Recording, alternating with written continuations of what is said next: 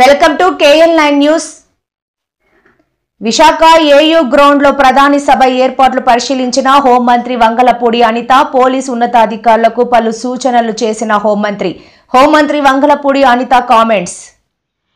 ప్రధాని మోదీ రాక కోసం ఆంధ్రప్రదేశ్ ఎదురు చూస్తుంది. ఏర్పాట్లు శరవేగంగా జరుగుతున్నాయి.